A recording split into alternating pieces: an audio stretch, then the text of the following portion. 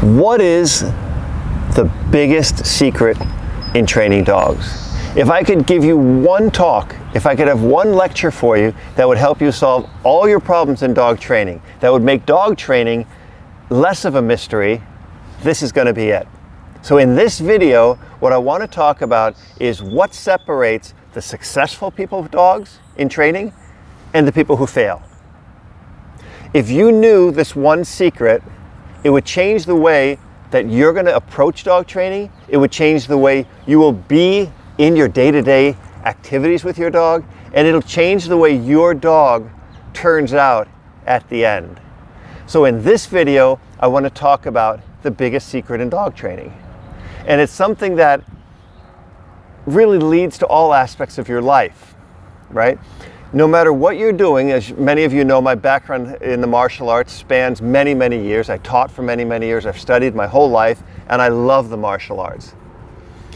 I've been an athlete since I was a young boy, and I continue now at 55 almost. I'm 54, but at 50 something years old, it's still the exact same approach I take in every day of my life, and it bleeds through in everything I do. In my photography, in my dog training, in my fitness, in every single thing. That number one thing is consistency. And this is where most people fail with their dogs. So they'll get the dog out, they'll show them something, the dog doesn't get it, so then they show them the same exercise in a different way. Then that doesn't work, and they show the dog the same idea for the exercise in yet a different way. And the person thinks, I've shown the dog 3 ways to do this, and the dog still doesn't get it. But what they're not understanding is that they've shown the dog to do 3 different things that the dog failed at, and they don't understand why the dog is frustrated. Right? So what'll happen, I'll give you a great example. I'll put the dog next to me. Goofy, lie down over here. Come here. Over here. Lie down. Good. So for example, they'll tell the dog to sit. And when the dog doesn't sit, they'll stand next to the dog and tell him to sit.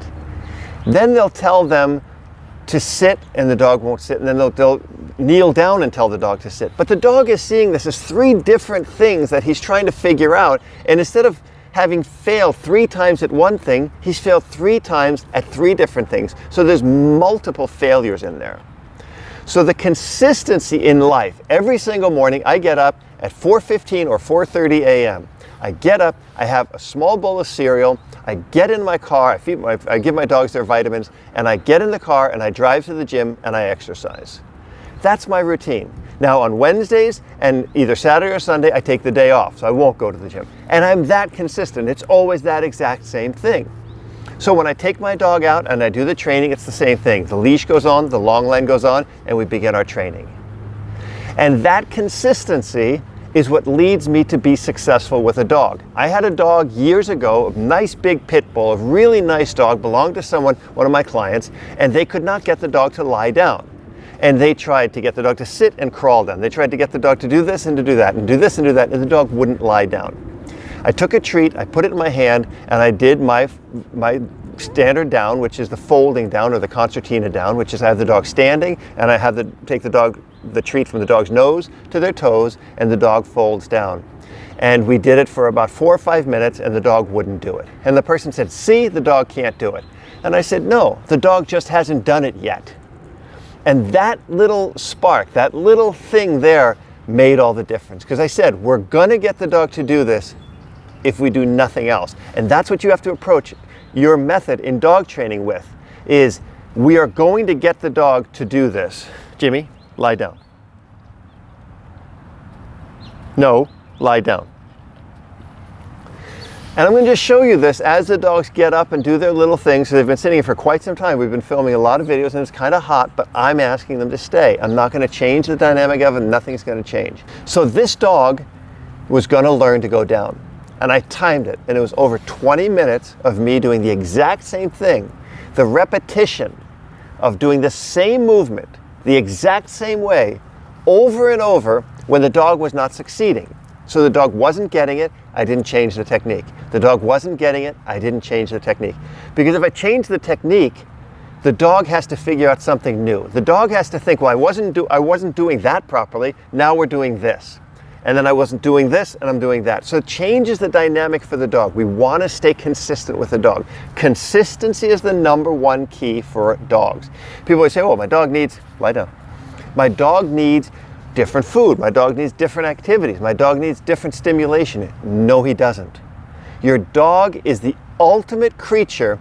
Think of an old man who's so set in his routines that he can't break his routines. Think of a guy like me. Everything is consistent. I have the same breakfast every single day. Sometimes that drives Janet nuts, but she loves me because that consistency leads to predictability. She's smiling behind the camera because she knows, hey, over here, lie down. Consistency is the key to success. Before I threw a perfect punch, I probably threw 1,000 or 2,000 punches.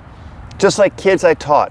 Before they had a good front kick or a good side kick or a good rear kick or a good spinning kick or anything like that, it would take thousands and thousands of tries. It doesn't happen the first time. Yeah, I'm a big proponent that if you're really not good at something, quit. But dog training isn't that, right? Because dog training is something that everybody can be good at. Getting your dog to do something is something everybody can do, and they're always quitting just before it happens, right? They say, well, my dog's not really good on a leash. Well, the reason your dog's not good on a leash is because you didn't put enough time in. You didn't have two things. And these are the two things, the two secrets to dog training. One is consistency. Consistency, constant repetition of the same thing until it's successful, not changing it. Think of a ballerina, think of a gymnast, think of a dancer, think of a swimmer, think of Michael Phelps. When he was swimming, he swam hundreds and hundreds, perhaps thousands of laps. Think of a golfer.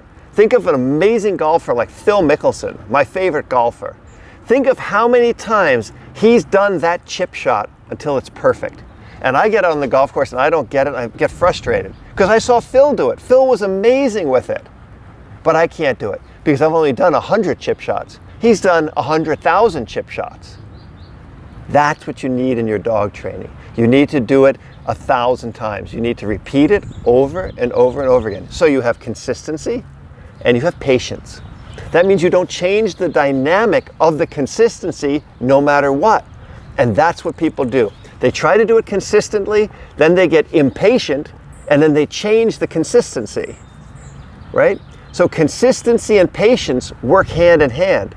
If I tell the dog down and he doesn't do it, I say it the same way, down. Jimmy, down. No, down. So you notice that the intonation of the first down and the second down was no different. That's a very good boy. Because if I change the intonation, it changes the command in the dog's mind. If I change the approach, it changes the technique in the dog's mind. It's the same technique until the dog gets it. That's why we say don't repeat your commands, because people are always repeating their commands. They're saying sit, sit, no, sit. And those three intonations are completely different for the dog, and the dog doesn't know which one to respond to. So he'll pick one. He'll pick the sit, or the sit. And whichever one he picks, if you don't mark that behavior in your mind and know that that's the one he's listening to, and next time you say sit and he doesn't sit, that's your fault, because you've taught him to mark or to perform on a certain intonation or certain way you're saying something. So consistency, patience will lead you to meld those two and to have a really successful dog. And I don't care if it's your pet dog that you're just trying to teach to walk on a loose leash, don't let him pull at the end of the leash. If he's pulling at the end of the leash, do an abrupt turn. Don't let him get away with a behavior that you don't like, because that behavior will become hardwired in the dog's mind. Be consistent and be patient. And if you're consistent and patient with a dog, you can teach him to do anything. Jimmy here was a seeing eye dog that Janet was consistent and patient with and took him to master's agility levels, which is just amazing.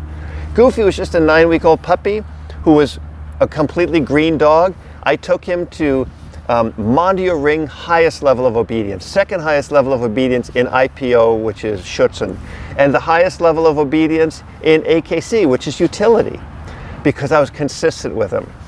A lot of those times, I had nothing to do but train my dog. But I loved those moments. That if I'd train him for 10 minutes or 10 hours, it was a passion. I was present every minute of it. I didn't look at my phone and on Instagram and on Facebook and YouTube and texting and doing this stuff. I was present in the moment of training the dog. Be consistent with your dog. Be patient with your dog, and you're gonna have the happiest, best dog that you'll ever imagine. Right, guys? Right, Goofy? You're a good boy.